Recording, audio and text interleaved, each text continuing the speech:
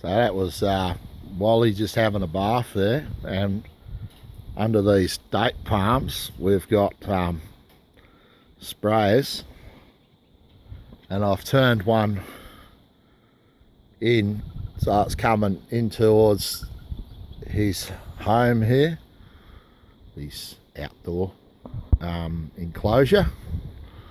So this is you got a nice big bunch of dates up there. You'll be able to have some of them later. We got big lot of busy bees up here pollinating new flower on the date palms. So we got these sprayers here. We got them on as well for the not only watering the garden we got out here, which happens to have a couple of big weeds, but you know, the wild birds can sit down on that perch out there. They can have a cool off if it's too hot in the summertime.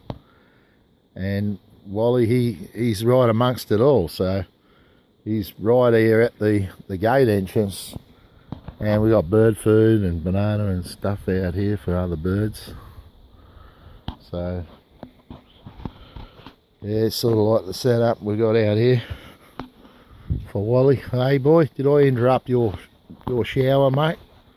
Alright, I'll leave you alone now. Thank you. Say thank you, boy. Hey. Alright, we'll see you later, mate.